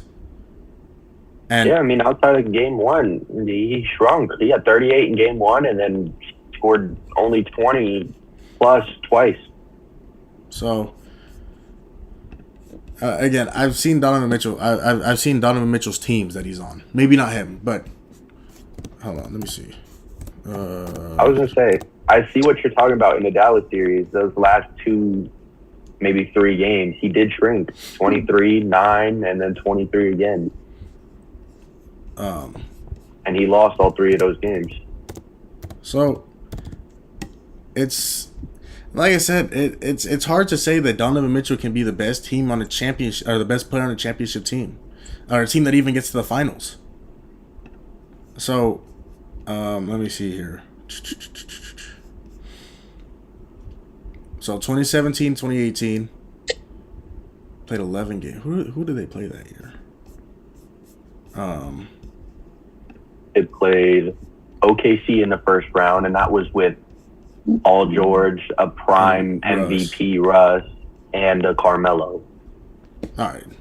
We're involving Carmelo in that conversation? Bro, stop. We're not going to act like Carmelo was still washed. Carmelo was definitely washed in 2017. No, he was not. Stop. He would still go out and give you 20. But, I mean, let's... His stats in that game, right? Let's see. He shot... What game? In the first series, he had 20, 38, 20, and that was a fantastic game. In which one is that? Is that game 1? Yeah. No. Can you guys still hear me? Yeah. Just making sure. He had 27 in game 1, 28 in game 2, 22 in game 3, 33 in game 4, 23 in game 5, and then 38 to close him out in game 6. Yeah. Yeah, so that first series he played well. But, I mean, the second series, again, Donovan Mitchell crumbling. 21 on 40% field goal percentage. 17 on... Look who they're playing. No. Hold on. 21 on 40% field goal percentage. 17 on 28% field goal percentage. 10 points on 25% field goal percentage. 25 points on 33% field goal percentage. And 24 points on a decent night shooting, 52.9. So, again, he could play that team. Who was guarding Donovan Mitchell? And even after you answer that question, a championship player doesn't play like that in a huge series like that. But again, this is prime 2018 Houston that took a KD-led Warriors to 7 games. That's what we're talking about here. Okay, so again, it's not that team was that Houston team was good, but you're gonna face phenomenal. That's what the playoffs is. You're gonna face fantastic basketball teams in the playoffs. You're gonna face Boston. You're gonna face Milwaukee. So I mean, you can't use that excuse of who they're playing. They're in the playoffs. You're gonna play against teams like that. You're gonna play Boston. Boston is the only team that will compete against that Houston team. But again, what am I always told? You are given Like I said, that Lakers Mickey Mouse ring. Oh, they played who was in front of them. Donovan Mitchell's got to play who was in front of him. And when he played that team, when he got put up against a great team like that, we got to stop calling it a Mickey Mouse ring. Come on. But I mean, Mickey Mouse ring. But aside from that, I mean, you play who you put up against. He was put up against that Houston team. Got out of there in 5, and shot awful from the field. He did. So again, that's another. I even forgot about this. That's another example in which he shrunk. Let's see.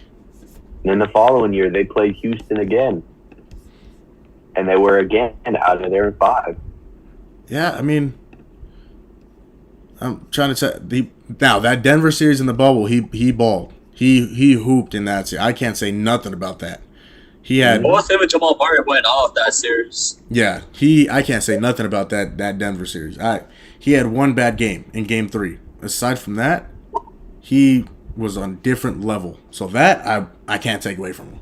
That is him, right? But then again, in the 2021 too, like he got Memphis out in 4. And then went on to play the Clippers that they would lose. Memphis. Who was on that Memphis team? You want to talk about level of difficulty? Who was on that? That was an old Mike Conley, who's still old now. That was an 8 seed. Huh? Oh well, they got him out in 5. He didn't play the first game. Yeah, I mean, but even then, he's still shooting. He doesn't shoot. He's not very efficient. I mean, Game 3, he shot 36 points. He shot 8 for 23, 8 for 22. 36% from the field. 9 for 23 in Game 2. 39% from the field. 8 for 19. 42% from the field. Now, Game 4, he hooped.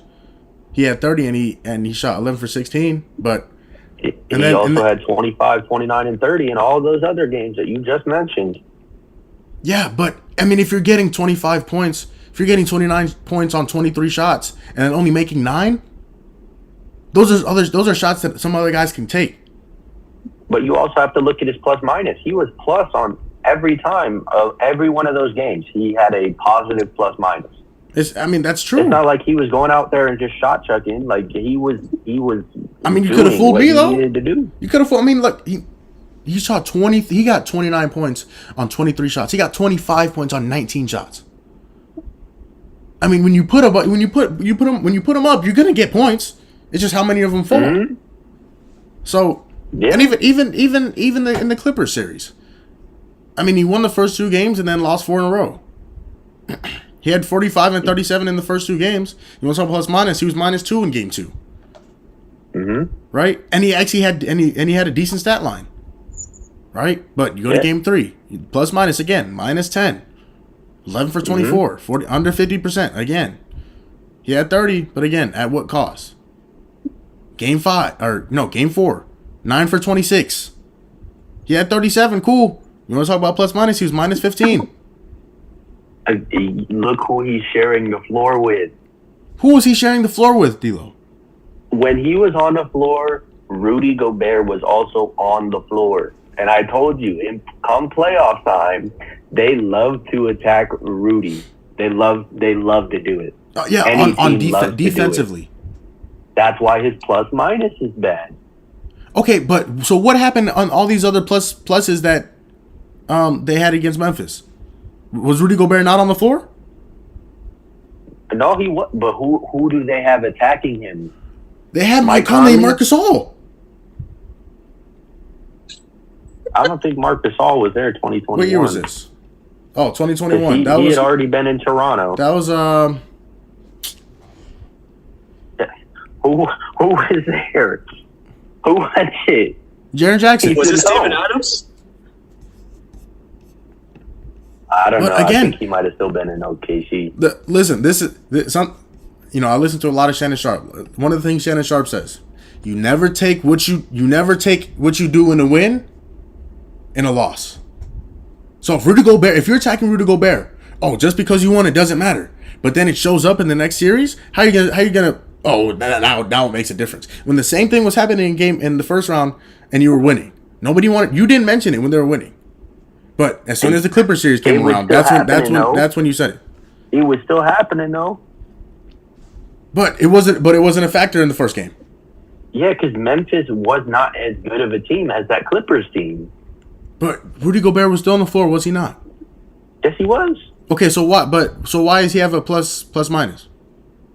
Yeah, for the amount that they were winning, you think the plus minus is really that good? You the one that brought up plus 9, minus. +8? You brought up plus minus. Yes. You brought up plus minus. I didn't bring it up. You brought up plus minus.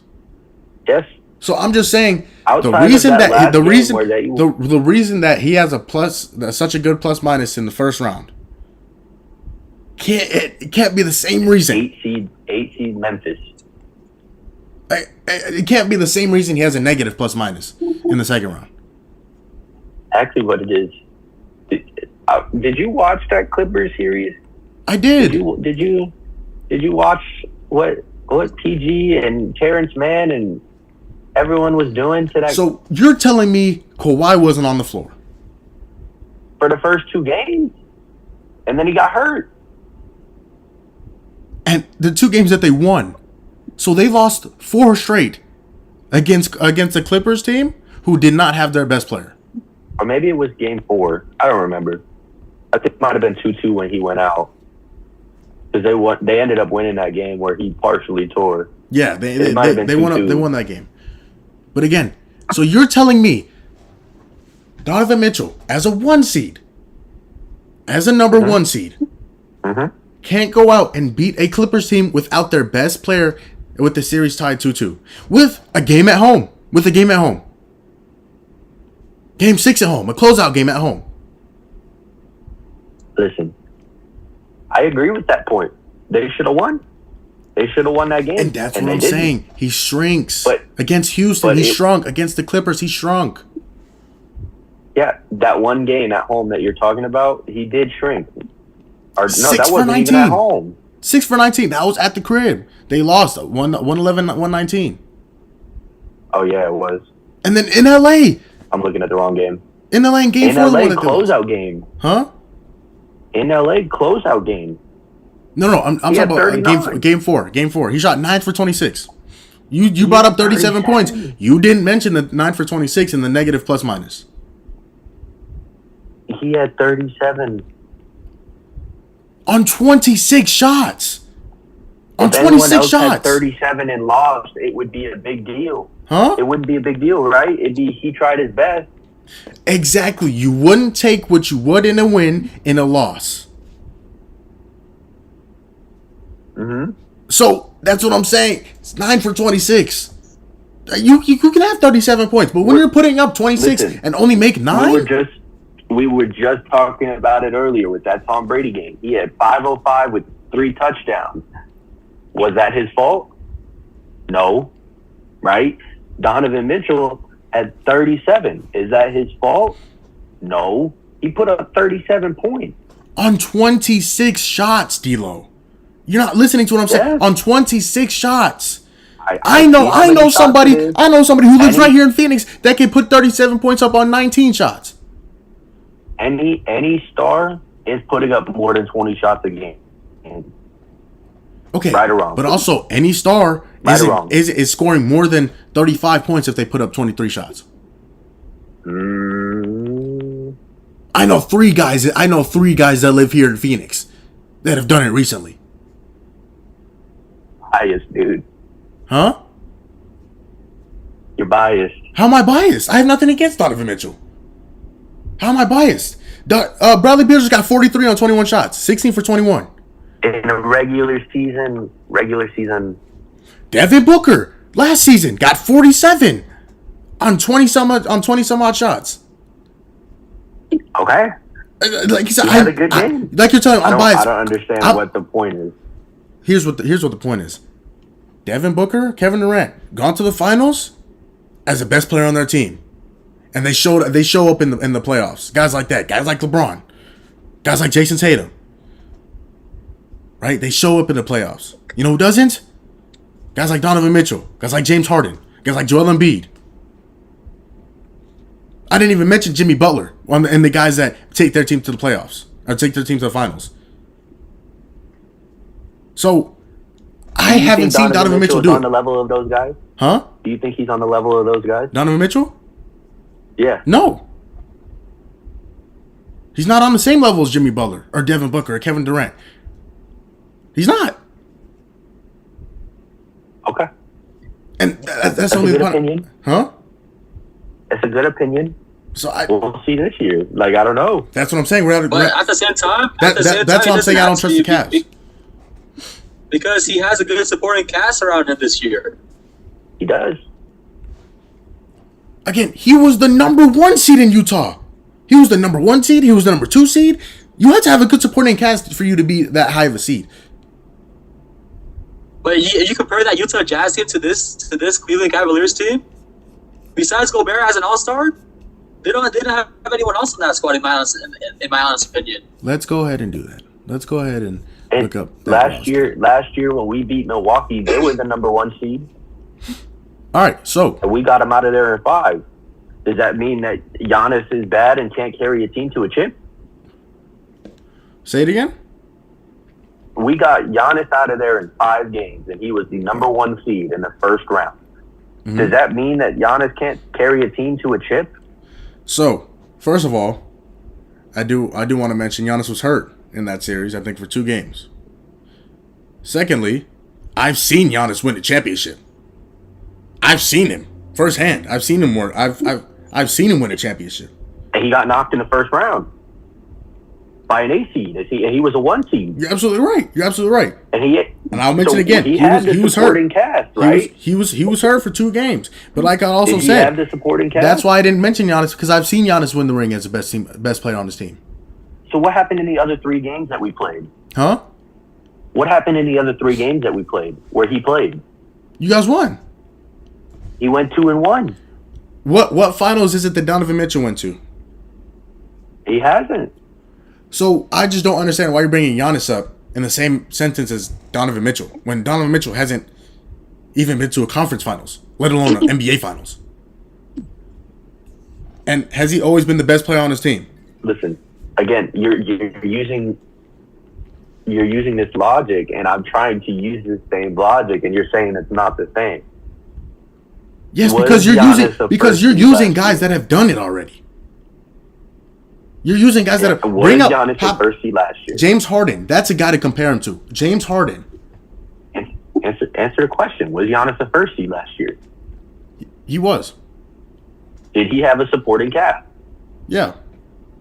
Why did they lose? Miami was the better team. I don't know what else to tell you. Okay, but you're bringing up a guy who's done it. How about James Harden? James Harden, the Sixers. Mm-hmm. When he was on the Sixers, not even the Sixers, the Rockets. Yeah, he went 0 for 35. Or well, not he, but the team went 0 for 35 in Game 7. So not even that. Let's go back further. Let's go back further. When they lost to the Clippers. Oh yeah, that was something. Oh my lord, they were. You had I could throw my arms up too, D'Lo. I could throw my arms up too. Like that's what I'm saying. That's the guys you compare him to, not Giannis, who's done it already. You can't compare Donovan Mitchell to Giannis, who's won a championship. You can compare him to. It's the same. It's not the same thing because Giannis was the number 1 seed that same season he won the championship. Milwaukee not favorites last year? Was Milwaukee not favorites last year? Were they? Yeah, they were favorites. They were favorites. Okay, so they were also favorites in 2021, D'Lo. When they won the chip. Mm-hmm. When they won the chip. Yes, I know. So that's what I'm saying. You cannot compare Giannis to Donovan Mitchell. Flawed. I'm not comparing Giannis to Donovan Mitchell. Or even their same situation. Because it's the same situation. The Rockets were the 1 seed. With James Harden as the best player. Or even compare Donovan Mitchell and Joel Embiid. It's the same thing. Joel Embiid takes his team to the playoffs and comes up short in the playoffs. Always has. The series we're talking about, right? Where he played Memphis and then followed by the Clippers. That's what we're talking about because they were the 1 seed that year. Right. Yeah.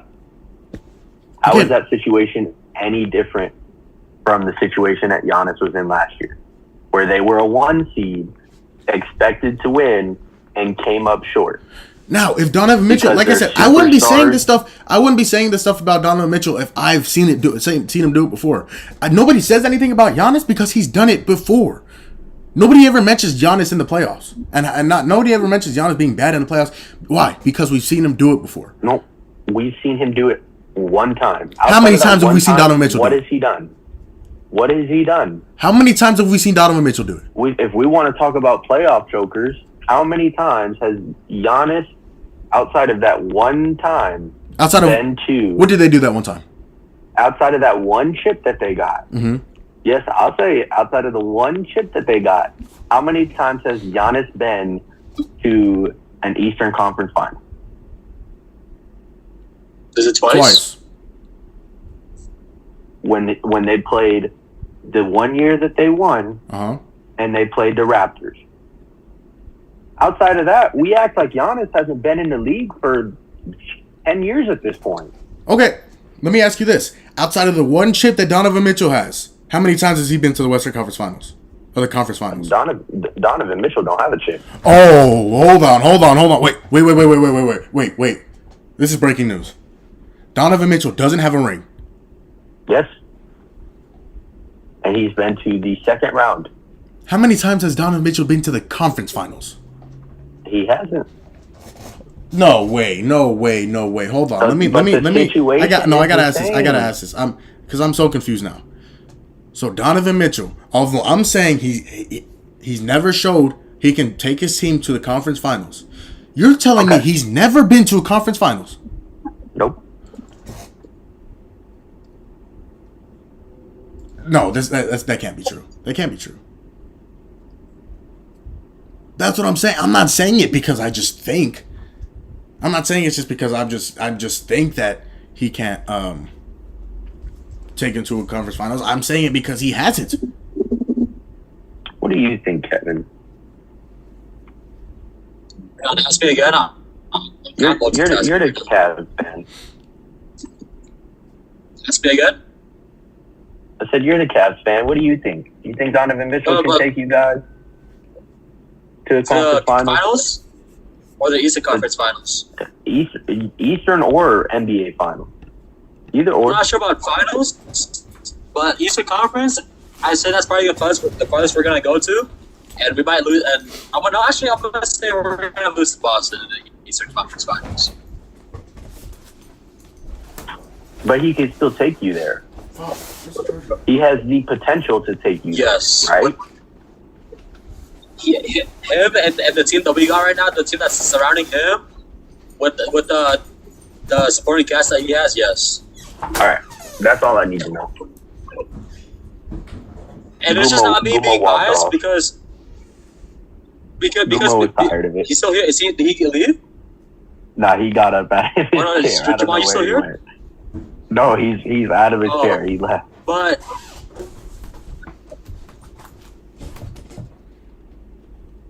I just want to say right now, before Garland and Mobley went down, we were 16-14. 16-14. Yeah. And what happened during that time? Mitchell played like a superstar. And look alright. That's all I'm gonna say. But I know.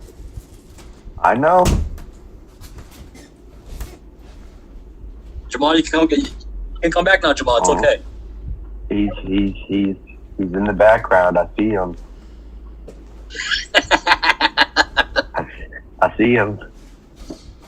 It's okay, Jamal. We don't bite. No, he doesn't even have his headphones on.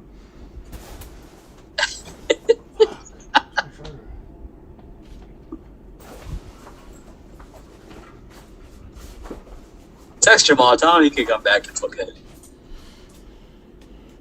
Oh, the headphones are coming on. Oh, there he is.